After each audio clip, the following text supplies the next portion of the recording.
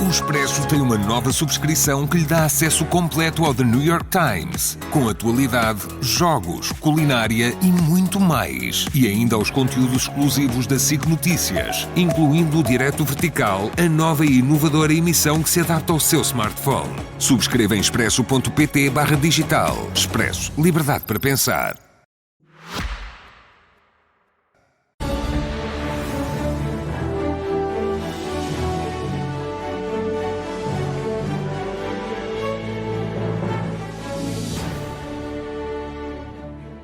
Boa noite, bem-vindos ao Expresso da Meia-Noite, um programa feito semanalmente em colaboração entre a SIC Notícias e o Semanário Expresso. Numa semana em que houve uma série de eleições nos Estados Unidos e, de repente, um susto para Trump, que não se percebeu ainda se o susto é grande ou é pequeno, e algum ânimo para o Partido Democrata quando falta um ano para as eleições intercalares. Passa apenas então um ano das eleições presidenciais e a verdade é que os resultados desta quarta-feira mudaram alguma coisa ou parecem poder ter mudado alguma coisa. Houve eleições em vários estados, nomeadamente na Virgínia e em Nova Jersey, mas a grande atenção acabou por ser uma eleição em Nova Iorque, onde vai haver agora pela primeira vez um presidente de Câmara muçulmano com apenas 34 anos e que pertence àquilo que se chama a ala socialista do Partido Democrata. De repente temos uma boa parte da esquerda mundial a olhar para ele como uma espécie de farol e de esperança e de modelo a copiar para ganhar eleições no resto do mundo, o que parece um pouco suspeito ou pelo menos demasiado imaginativo, mas também outras pessoas a olhar para Nova Iorque achando que agora vai impor a lei da burca. Sabemos que não é nem uma coisa nem outra, a verdade é que durante vários dias as atenções viraram-se para Nova Iorque. E é para falar sobre este ano de Trump e as lições que podemos tirar de Nova Iorque, convidámos a Clara Ferreira Alves, jornalista e escritora, também António Vitorino, ex-diretor-geral da Organização Internacional para as Migrações, e José Miguel Sardica, historiador. E desde Nova Iorque connosco está também o Rodrigo Carvalho, presidente da Câmara de Comércio de Portugal nos Estados Unidos. E eu começo precisamente pelo Rodrigo. Olá, Rodrigo. E começo por perguntar como é que foi possível Nova Iorque eleger um presidente de Câmara que foi tantas vezes apelidado de comunista nomeadamente por Donald Trump. Que lições é que se podem tirar desta eleição e que perturbação a nível nacional é que pode trazer esta eleição? Boa noite e obrigado pelo convite e boa noite a todos aí em estúdio. Foi surpreendente. Há um ano ninguém sabia quem era Zoran Mandami. Ele tinha 1% nas principais sondagens. Fez uma campanha absolutamente extraordinária, muito eficiente, muito grassroots e, portanto, com muito apoio popular e baseada em fundos essencialmente donativos populares, e uma campanha incrivelmente eficaz em social media e portanto, essa foi uma das razões. E depois há aqui uma conjugação quase impossível ou muito pouco provável de fatores, não é? O Donald Trump, evidentemente, a presidência de Donald, eu estou convencido que se Donald Trump não fosse o presidente, provavelmente Mandani não seria agora eleito, e depois, além disso, os outros candidatos que se apresentaram por razões diferentes eram incrivelmente impopulares também. Tínhamos Andrew Cuomo, o antigo governador do estado de Nova Iorque, que saiu, enfim, em desgraça quase, com casos de assédio sexual, etc., e que, enfim, está ligado e tem uma associação a um old New York establishment que eu acho que já está um pouco gasto. E depois o atual mayor, o Eric Adams, que também foi acusado em casos de corrupção e que fez ali uma espécie de um pacto com a administração Trump, em que as acusações dele estão um bocadinho em suspenso. E, portanto, enfim, a conjugação dos candidatos serem, de facto, fracos e de uma campanha extraordinária fez-nos chegar aqui. Mas que preocupações é que levanta esta eleição em Nova Iorque? Para um conjunto de grandes pessoas levanta esperança, e eu não quero desvalorizar isso, mas para outro grupo de pessoas diferentes preocupações. Preocupações grandes com o orçamento da cidade. Eu gostava de sublinhar que o orçamento de Nova Iorque é 85% do orçamento de Portugal. 120 bilhões é o orçamento de Nova Iorque, o orçamento de Portugal em dólares de 2026 anda à volta de 145 bilhões, é um orçamento muito próximo. E, de facto, a combinação de uma pessoa com muito pouco ou nenhuma experiência executiva, que a realidade é nem executiva nem noutras funções, quer dizer, nem no setor privado, de facto, não tem muito para mostrar em termos de carreira. A combinação disso com as medidas que ele apresenta, que são arriscadas do ponto de vista orçamental, gera aqui uma preocupação em pessoas sobre o que é que vai acontecer às finanças da cidade, e estas coisas às vezes evoluem negativamente muito rapidamente. Eu gostava de notar que a cidade não recuperou ainda do Covid, verdadeiramente. Obviamente que está muito melhor, mas há negócios ainda a sofrer, há uma crise de homeless people, de sem-abrigos e de problemas de saúde mental muito grande. E atenção, eu sou um nova-iorquino hoje em dia e, portanto, eu sou um grande defensor da cidade, mas há que ser realista. Portanto, a cidade não recuperou completamente do Covid, também em termos orçamentais. É de notar que no Covid saíram entre 60 a 80 mil pessoas de Nova Iorque para a Flórida e não voltaram. Há, de facto, aqui um conceito de mobilidade das famílias que é muito maior do que nós estamos habituados em Portugal e, eu diria, pelo menos na Europa do Sul, em que as pessoas tendem a crescer e viver na mesma cidade na maioria dos casos. Aqui não é assim, as pessoas mudam de cidade com muita facilidade e, portanto, há aqui um medo de que subir impostos aos mais ricos, que já pagam mais de 50% de impostos, conjuntamente com aumento de custos e perca de algumas receitas, possa de repente criar aqui uma crise orçamental muito grande que pode ser um desastre para a cidade. Portanto, essa é uma das preocupações, é o tema orçamental da cidade de Nova Iorque. A segunda é particular, isto obviamente o Zoran Mandami é eleito também num contexto de um ano e pouco depois, ou 2 anos depois do 7 de outubro. Nova Iorque é a segunda cidade com maior população judaica no mundo, depois de Tel Aviv, e enfim, a associação dele com alguns grupos muçulmanos que são considerados algo radicais, e também o facto dele não conseguir denunciar alguns dos slogans desses grupos tem gerado um fortíssimo desconforto junto à comunidade judaica aqui em Nova Iorque. Eu diria que essas são as principais preocupações. Então, Rodrigo, vamos abrir então aqui o diálogo em Lisboa. Clara. Está o microfone aberto, podes entrar quando quiseres, Rodrigo. Clara, esta ideia, muita gente agora vê deste lado, olha assim, vai agora um socialista em Nova Iorque, de repente há uma parte da esquerda que acha que aquilo é agora é o farol. Acha que ele é socialista e acha que vai replicar aquilo tudo. Agora, ainda assim, é uma eleição muito surpreendente, ou não? É surpreendente porque ninguém sabia quem ele era, ainda por cima. Nasceu no Uganda, recebeu a cidadania americana há pouco tempo, é filho de uma cineasta indiana famosa, Hollywood, Mira Nair, que é da Índia, mas é Hollywood, veio a Hollywood, e tem poucos anos, é de facto um jovem com 34 anos.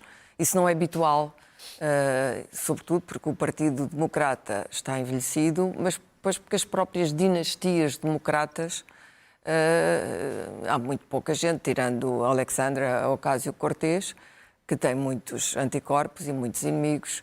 Ninguém estava à espera deste homem. Ainda por cima chama-se Zoran Mamdani e é muçulmano, na cidade do 11 de setembro.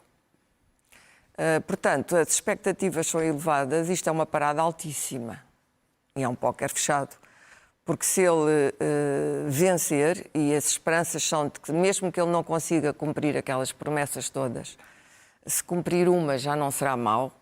O que as pessoas querem, os jovens que votaram nele, as minorias, os hispânicos, as minorias étnicas, etc., o que querem é que ele seja diferente e que lhes dê esperança.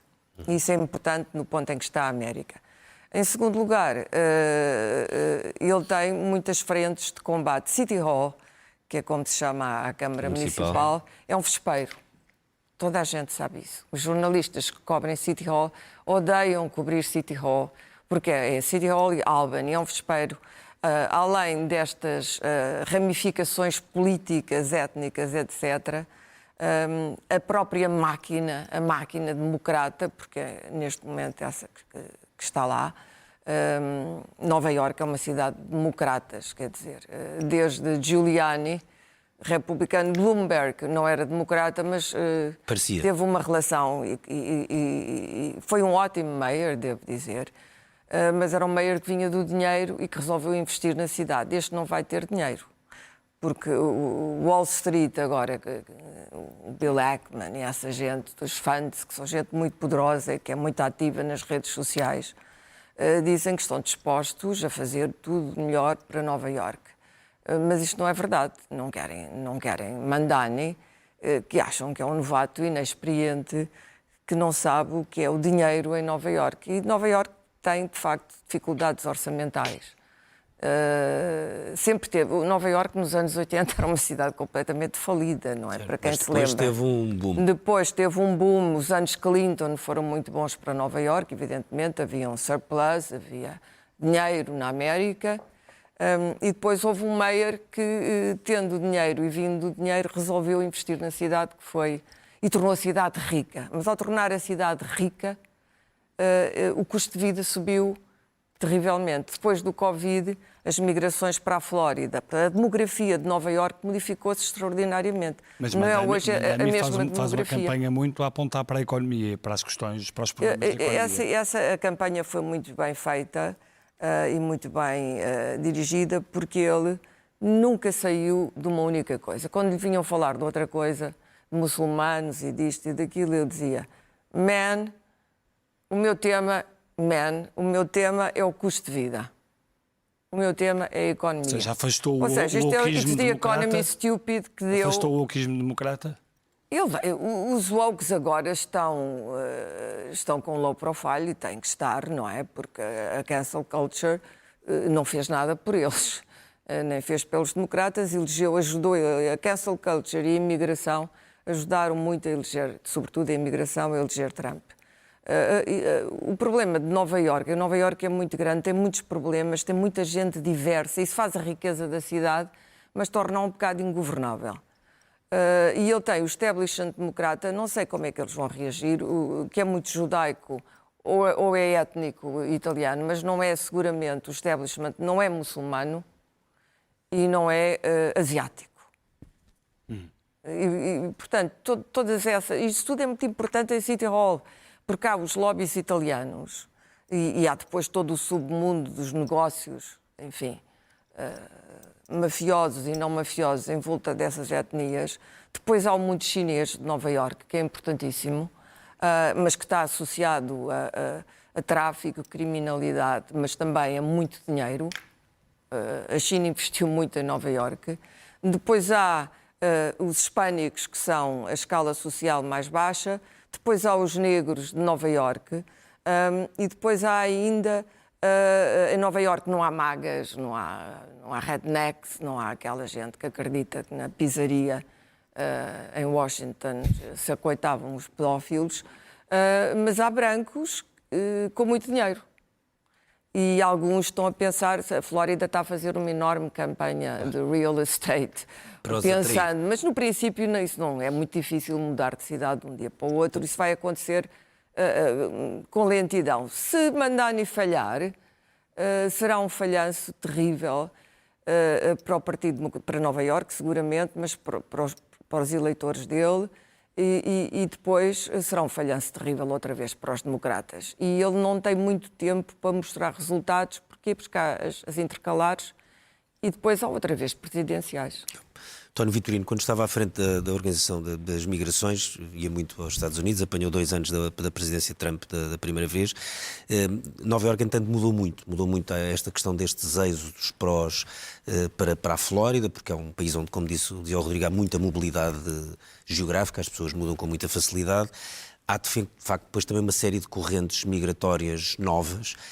Acha que esta eleição também é explicada por isso, por uma mudança populacional muito grande ou não? Também, eu penso que há uma alteração do perfil da própria cidade, do ponto de vista demográfico, mas eu acho que a razão determinante desta vitória joga-se em 2 tabuleiros. Primeiro, ele falou de coisas que dizem qualquer coisa às pessoas, em concreto. E isso é a escolha dos temas, e ele foi muito disciplinado, como disse a Clara. Mas há uma segunda razão, que aliás é curioso, porque na semana passada 2 políticos oriundos de quadrantes políticos muito diferentes tiveram grandes sucessos. Na Holanda, o líder do D66 e em Nova Iorque, Mandani. Eu acho que foi o prémio à autenticidade, o prémio à genuinidade. Manifestamente, um e outro, em quadrantes políticos muito diferentes, não eram frutos de agências de comunicação. Tinham agências de comunicação a trabalhar para eles, seguramente. Mas eram espontâneos, eram autênticos, não eram políticos de plástico. E eu acho que essa autenticidade, essa genuinidade eles conseguiram transmitir. Através das redes sociais. Mas chega para iniciar um movimento... Decisivamente chega para suscitar interesse, curiosidade, se passa de 1% a 50%. Isso aí é garantido. Na América, a eleição em Nova Iorque pode não ser suficiente para fazer um movimento, para fazer crescer um movimento. Nova Iorque não é a América. Pois, é isso. É que Nova Iorque não tem nada... Não se enganem. Não se enganem. Nova Iorque é um microclima. Os rednecks deve achar isto uma excentricidade, não é? É um microclima. Aliás, basta ver os outros resultados do Partido Democrata. Sim. Na Virgínia e em Nova Jersey, que são resultados muito importantes, ganharam democratas centristas. E que não têm nada a ver com o que Mamdani defende, mas são duas mulheres que têm também um perfil de grande envolvimento emotivo e pessoal.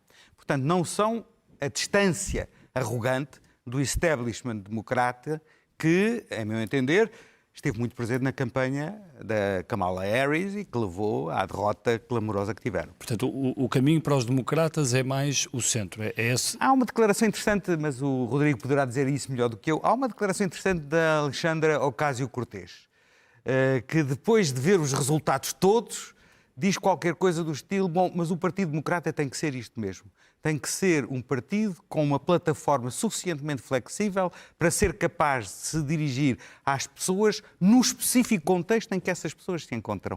E, portanto, tem espaço para o Mamdani, como tem espaço para a nova governadora da Virgínia, ou a nova governadora da Nova Jersey, e também, mais interessante ainda, pelo facto de terem ganho os 3 juízes da Pensilvânia, porque a Pensilvânia já é uma outra América. É a América do swing state e mantiveram, o que significa que os democratas conseguiram mobilizar o seu eleitorado e que os republicanos não conseguiram mobilizar o eleitorado que elegeu Trump. Miguel Sardica, perguntava-lhe isto, se quando olha para essas eleições de quarta-feira, acha mais interessante ou mais importante o que aconteceu em Nova Iorque ou o que aconteceu noutros estados, podendo haver aqui sinais de que o Partido Democrata, depois de um enorme desnorte, pode estar a tentar encontrar, desnorte e choque, encontrar soluções locais em cada sítio um bocadinho diferente dentro desta paleta ou desta margem? Muito boa noite. Por um lado, sim, pode ser isso, mas nós também temos que olhar que quarta-feira houve eleições de vários tipos. Sim, e portanto, foram eleitos juízes, foram eleitos juízes, houve uma... escolas, não é etc. uma eleição, o Gavin Newsom conseguiu uma alteração legal que lhe permite, enfim, através de uma tática eleitoral chamada gerrymandering, que conseguiu, ou poderá conseguir, mais 5 assentos nas próximas eleições. Nova Iorque, para utilizar uma expressão que é muito nossa, é uma bolha. E, portanto, a vitória que o Sr. Zoran Mamdani consegue, eu acho que ele só a conseguia ali e só a conseguia agora. Ou seja, em setembro de 2026, os célebres atentados de 2001 completam 25 anos. E aqui há 25 anos, ou se calhar até há menos, se alguém dissesse que Nova Iorque iria ter um mayor muçulmano xiita, era uma coisa completamente impensável. Mas nós vivemos num mundo em que o impensável se torna natural. E, portanto, no ambiente da América, muito... Agora, deixa-me só interromper, uma cidade multicultural parecida, mais, como Londres, tem um presidente da Câmara muçulmano, é de origem paquistanesa há 10 anos, já está no 3º mandato. Por isso é que eu saliento que a vitória de Zoran Mamdani só era possível em Nova Iorque, porque é de facto esse melting pot. Capital do mundo, entre aspas. Nova Iorque tem habitantes 8,4 milhões. E já ouvimos aqui, tem um orçamento de 140 bilhões. E, portanto, 8,4 milhões, 1,2 milhões de judeus, islâmicos, latinos, asiáticos, naquele melting pot e com as características sociológicas que Nova Iorque tem, não era completamente impossível que um tipo de candidatura de Zoran Mamdani, independentemente dele ser islâmico, dele ser jovem, dele ser... Já lhe ouvi falar uma espécie de novo Obama, por aquela genuinidade, por aquele apelo às bases, por aquele... Não é um novo Obama, e aliás é curioso constatar que Obama não foi apoiar o Sr. Mamdani, foi apoiar as candidatas à Virgínia e a Nova Jersey, a Sra. Spanberger e a Sra. Cheryl. E, portanto... E Obama terminou em Trump, se me permite. Sim. A seguir ao Obama veio Trump. Portanto... Mamdani, não acho que seja o futuro da esquerda democrata, porque, olhando para 2028, sobretudo, intercalares para o ano, mas depois, enfim, está toda a gente já de olhos postos em 28, não sei se Zoran Mamdani ganharia a Nova Jersey, outros estados, e sobretudo em 28, os democratas têm que ganhar swing states. E nesses estados há um eleitorado de esquerda, sem dúvida nenhuma, mas há um eleitorado muito mais situacionista, para quem uma revolução de costumes, para quem se calhar um experimentalismo económico, como se calhar vamos ver, não é tão apelativo quanto em Nova Iorque. E depois há aqui um fator, se calhar já lá iremos, mas que também me parece muito importante, é que há muito eleitorado norte-americano que está a viver o chamado shutdown. E portanto shutdown é o governo estar fechado. É o governo não conseguir aprovar verbas.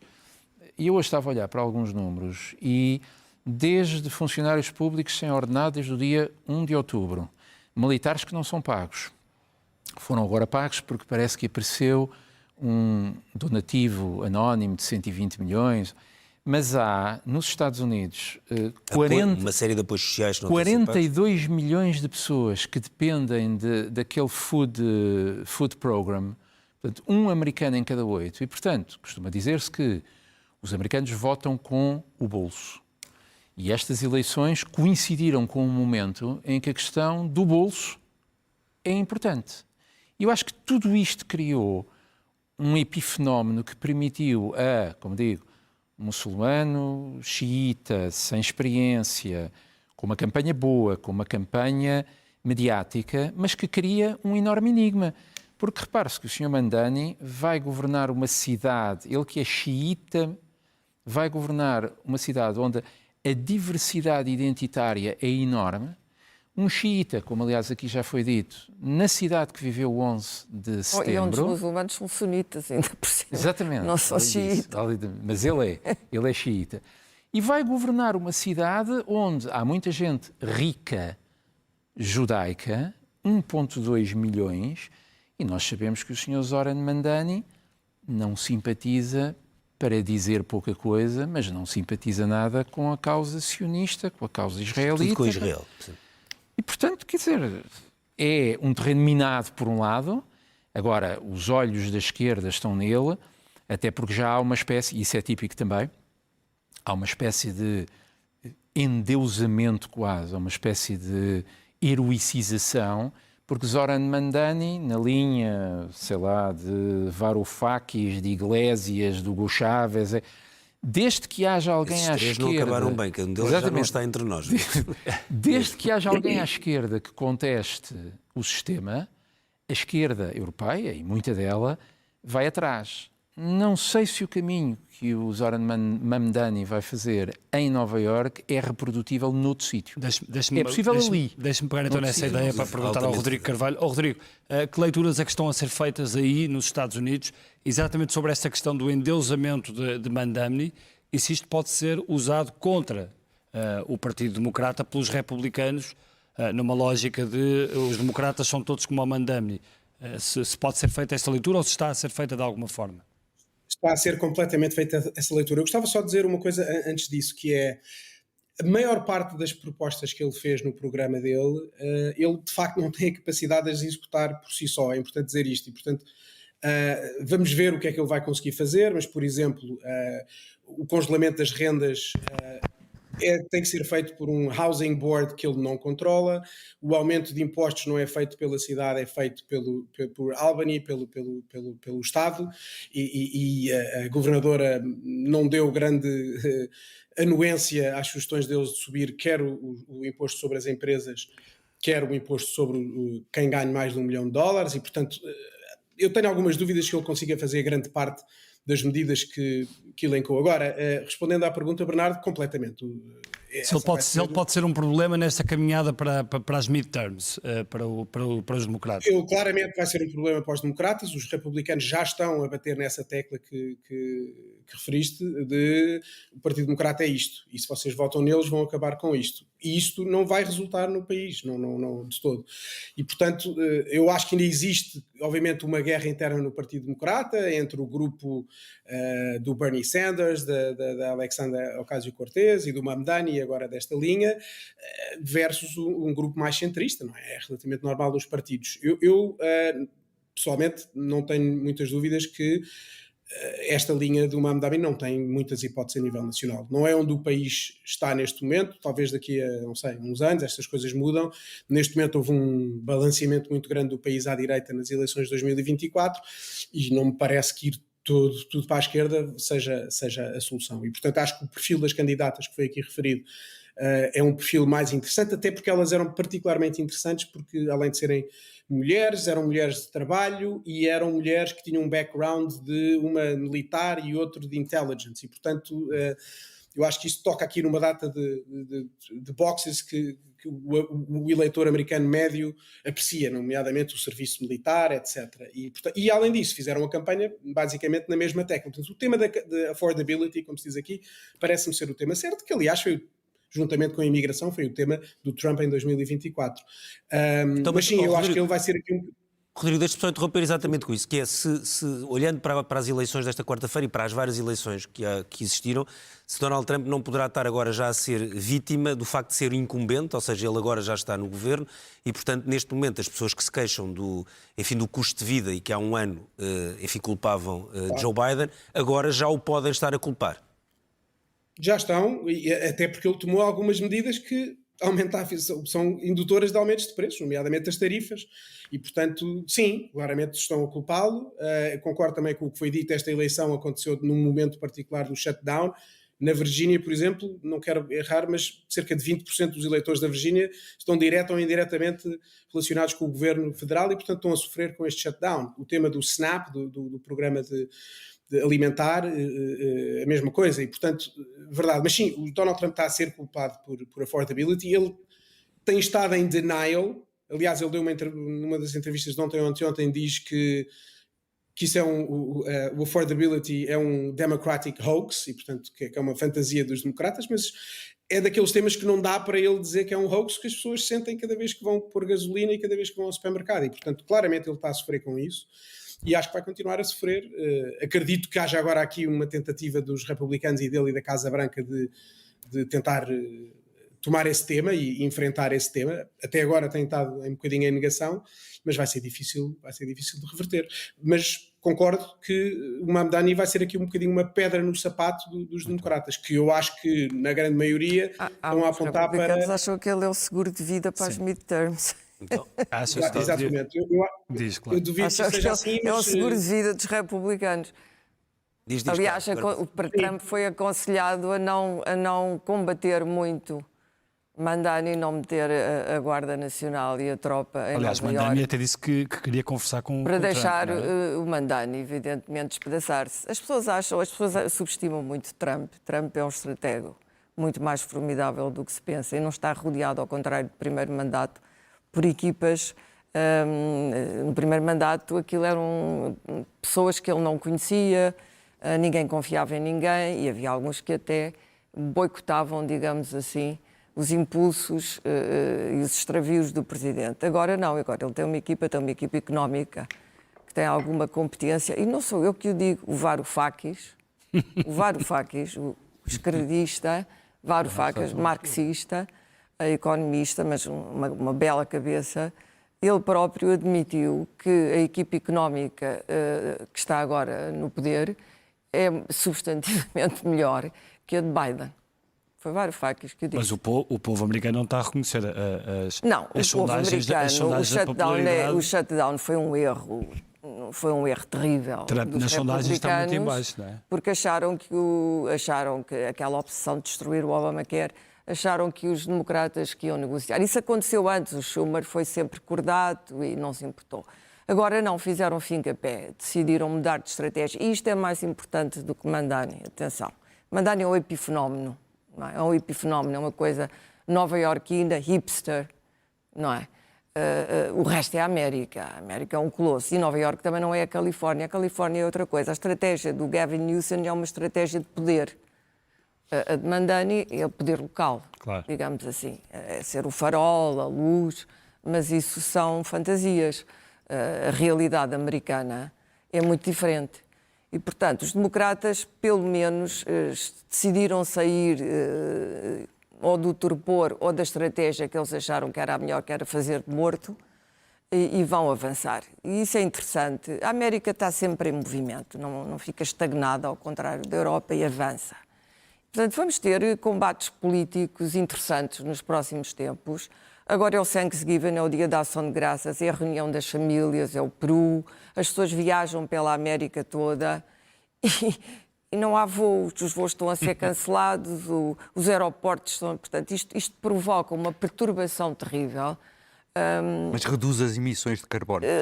Exato. Tirando isso, quer dizer, os controladores aéreos não são pagos desde o princípio de outubro, estão preocupados em aterrar o avião e estão preocupados em pagar a renda da casa e em pôr comida, como eu já ouvi, no frigorífico. E, portanto, é evidente que a América não está a funcionar neste momento. O shutdown vai continuar. Os democratas, com estas vitórias, dizem agora não cedemos na parte da saúde, na parte dos cortes no Obamacare. E os republicanos são conhecidos por também não cederem. Eu penso que vai ter que ser Trump a resolver isso. O Trump não gosta de ir para o conflito, não quer ter o povo americano contra ele e já está a fazer leituras. E, portanto, o apogeu de Trump, atenção, a partir das midterms, o apogeu de Trump vai começar a definhar também, porque ele vem também num processos judiciais e de estar sentado em tribunal, para ser eleito, 2 atentados, aquele sobrevive, etc. Portanto, ficou mitológico. Obama foi um mito que não merecia ter sido, mas Trump também é, de certa forma. Mas é alguém... Mas tem lá J.D. Vance à espera. Tem J.D. Vance. Não, e J.D. foi o primeiro a perceber que Trump vai precisar de ter um sucessor, claro, e já apareceu a comentar. Mas J.D. o Vance está lá o tempo todo na marcação, não vai deixar que alguém lhe tire aquele lugar. É extraordinariamente inteligente, extraordinariamente ambicioso e tem todo o dinheiro da tech atrás dele, aquela geração de tech, que é uma gente muito importante na América. Portanto, tudo o que vai acontecer daqui para o futuro, a capacidade dos democratas têm que fazer 2 coisas: mobilizar grassroots, a população.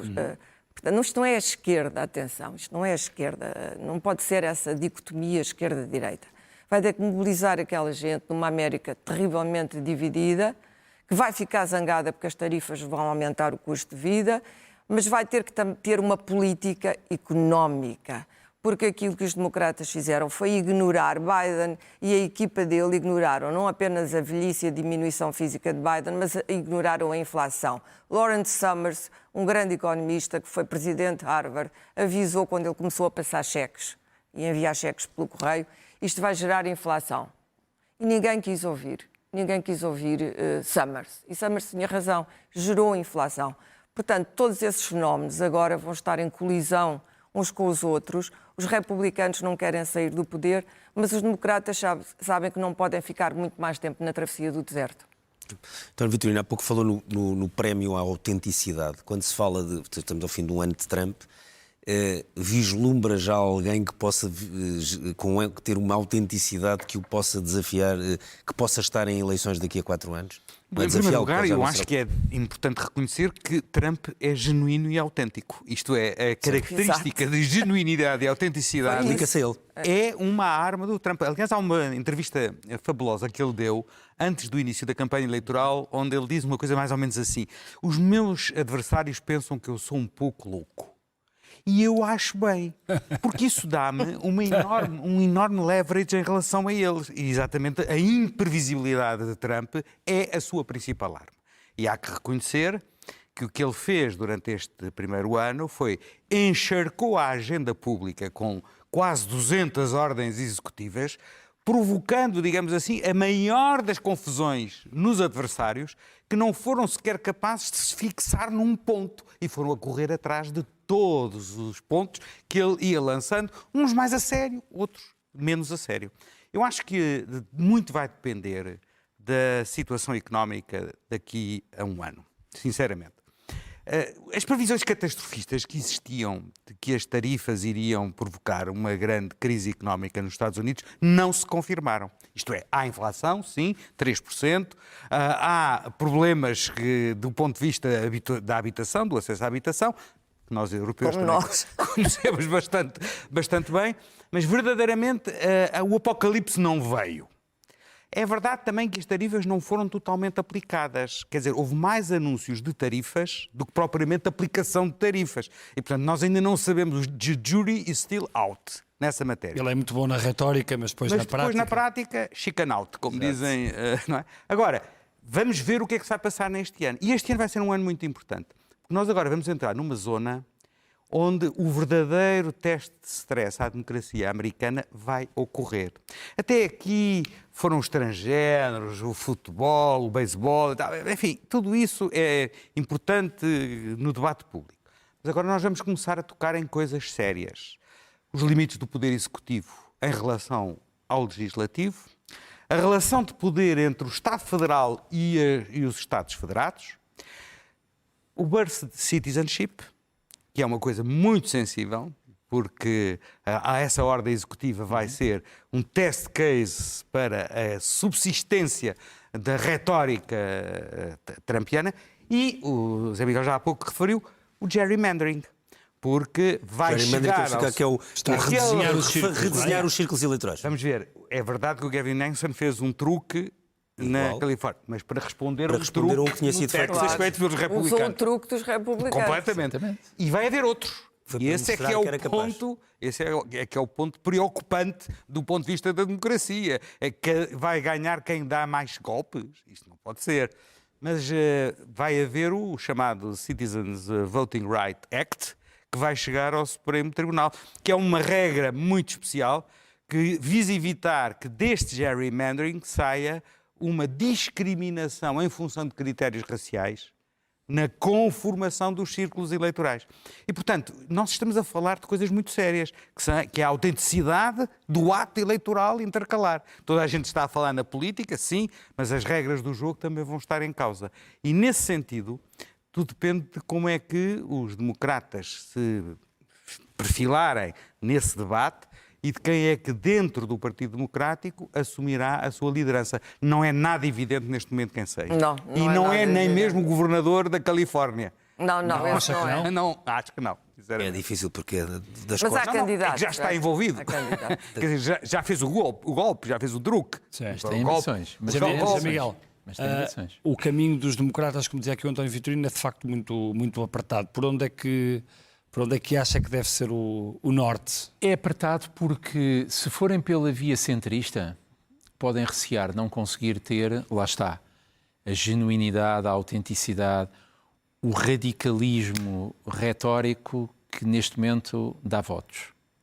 A via centrista, podem pensar, o centro é um deserto hoje em dia.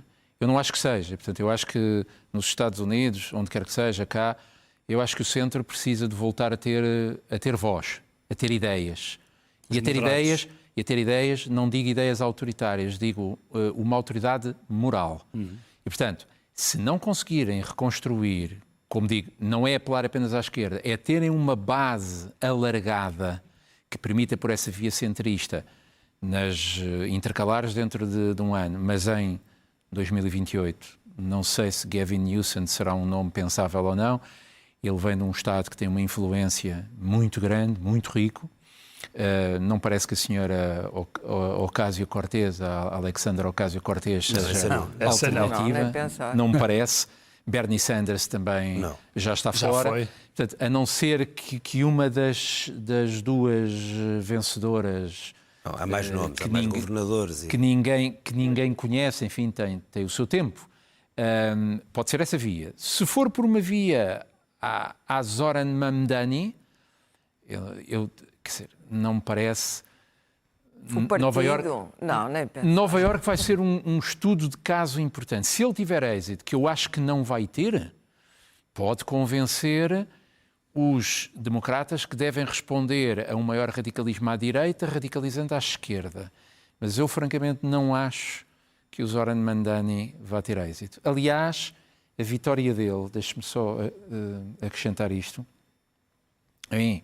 falou-se muito que ele ganhou 2 milhões de votos, ele ganhou com 1 milhão e picos, portanto 50%, mas se nós compararmos com os resultados democratas nas últimas 4 eleições, ele teve menos votos. A senhora Kamala Harris, em Nova Iorque... As presidenciais costuma-se assustar mais, não é? Mas em Nova Iorque, a senhora Kamala Harris, que hoje em dia, enfim, é uma espécie de experiência a não repetir, mas em Nova Iorque teve 55. Portanto, até teve um resultado. É certo que noutro contexto, mas mesmo a vitória do Zoran Mamdani é uma vitória importante, introduz dados novos, mas se nós a colocarmos numa sequência, e repare-se que em Nova Iorque um democrata vencer não é uma coisa muito fora de série, porque Nova Iorque, tirando o Rudy Giuliani, republicano, e um famoso mayor republicano dos anos 1940, que era o Sr. Fiorello LaGuardia, excetuando esses dois, a esquerda domina Nova Iorque desde a famosa reorganização nos 5 bairros, os 5 boroughs, que é de 1898, salvo erro, quer dizer, em 24 mayors, com o Sr. Mamdani incluído, os democratas tiveram 18. Portanto, neste sentido, a vitória dele não é um feito.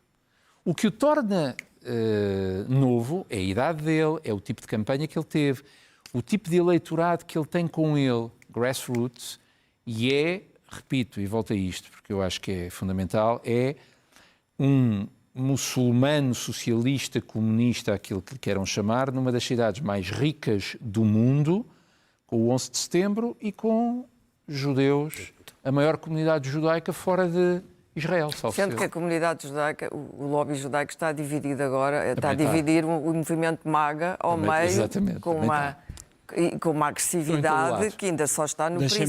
Deixem-me só, Rodrigo Carvalho, antes de nos despedirmos. Rodrigo, tu já votas nos Estados Unidos, já és cidadão americano, e portanto pergunto-te como é que explicas, olhando para esse país, a partir de Nova Iorque e das viagens internas que farás, como é que explicas que Donald Trump esteja a cair e esteja neste momento com o nível mais baixo de popularidade nas sondagens? O tema dos cortes, o tema do shutdown, o tema do custo de vida e, além disso, aqueles raids televisionados do ICE, da Polícia de Imigração. O americano médio não gosta de ver aquilo, não gosta de ver polícias a partir os vidros do carro para tirar uma mãe de lá de dentro com 2 crianças atrás. Aquilo são imagens muito fortes, que aliás era fácil antecipar que iam acontecer. Polícias mascarados, com máscaras, portanto nem se identificam. Portanto, estes 9 meses do Donald Trump afetaram o bolso dos americanos, nomeadamente muitos que mudaram para ele em 2024 e que uma boa parte estão desiludidos. Em Nova Jersey é um ótimo exemplo. Portanto, do ponto de vista económico, não está a responder às expectativas. Do ponto de vista económico e o ponto de vista da imigração, que ele quase que parou as entradas no país via a fronteira do Sul, sem dúvida, isso é considerado uma vitória para ele, e eu penso que é uma vitória para ele, mas à custa de imagens incrivelmente gráficas de intervenções brutais desta polícia de imigração e que depois se tornam virais e as pessoas estão desconfortáveis com isso. Portanto, este conjunto de fatores não me espanta que ele esteja com a popularidade em queda. Eu queria só dizer que nunca menosprezemos a capacidade do Partido Democrata de fazer erros, eles são muito bons nisso, mas tendo dito isto, eu acredito que eles vão tentar correr o mínimo de riscos possível com o ticket que vão escolher para 2028. Eu, como digo, não acredito que seja a linha AOC, etc. E acho que eles têm um conjunto relativamente largo de candidatos. Eu não descartaria de todo o Gavin Newsom, acho que ele tem feito um percurso mais ou menos artificial, mas de passar para o centro. Ele lançou-se no mundo dos podcasts há 1 ano e pouco e convidou, aliás foi muito criticado por isso, naquela tal lógica da política de cancelamento que se falou há pouco, convidou o Charlie Kirk, convidou o Steve Bannon, todas essas pessoas foram discutir com ele em discussões que eu acho que são interessantes de vir, de troca de pontos de vista saudáveis, mas foi muito criticado no Partido Democrata. Portanto, ele está a tentar reposicionar-se para o centro e está a fazer claramente este movimento de responder. Ele diz fight fire with fire, não é? Quer do ponto de vista da sua persona nas social media, mas também no tema do gerrymandering e da redistribuição de votos dos districts para, no fundo, contrabalançar o que foi feito no Texas. Portanto, eu acho que ele é muito poderoso em comunicação, tem a vulnerabilidade de ser da Califórnia, que é um ponto fraco no sentido de haver ali problemas nas cidades da Califórnia, também de sem-abrigos, de segurança, etc., que seguramente vai ser atacado, mas eu acho que ele é um bom candidato, mas há outros. Há vários outros. Rodrigo, obrigado. Obrigado. Vamos então à primeira... Obrigado aos quatro. Vamos então à primeira página do Expresso. A manchete é sobre um dos temas, enfim, que não é só desta semana, tem corrido todas as semanas, mas nesta semana muito especial, o tema dos tarefeiros, uma nova frente aguda dentro do governo, em que Montenegro segura a ministra Ana Paula Martins e abre guerra aos tarefeiros. É uma linha agora de grande pressão, mas em que o governo quer atacar este ponto e o peso que os tarefeiros têm, não só do ponto de vista orçamental, como do ponto de vista de poderem ou não parar o Serviço Nacional de Saúde. Um pouco mais abaixo, aliás, a fotografia de Ana Paula Martins sair da reunião do Conselho de Ministros esta semana em São Bento, dando a entender que fica no cargo pelo menos até à Páscoa, quer deixar pelo menos a reorganização do INEM e das urgências feito, mas vamos ver se as coisas correrem melhor, até pode continuar. Mais abaixo também uma outra fotografia sobre uma reportagem que faz capa da revista do Expresso sobre os meninos abandonados na Roda, e que é uma das histórias, enfim, que marcou muito a Misericórdia de Lisboa entre o século XVII e meados do século XX. Também à esquerda, o Primeiro-Ministro divulgou ao Expresso, finalmente, quando custou a sua casa de espinho, um tema que, enfim, que já o perseguia, entre aspas, há quase 2 anos e meio, e agora Luís Montenegro divulga as faturas todas ao Expresso e o valor da sua casa de espinho, pondo de alguma forma fim a um tema que não acabava por não fechar. Termina aqui o Expresso da meia-noite. Nós voltamos dentro de uma semana. Boa noite, obrigado.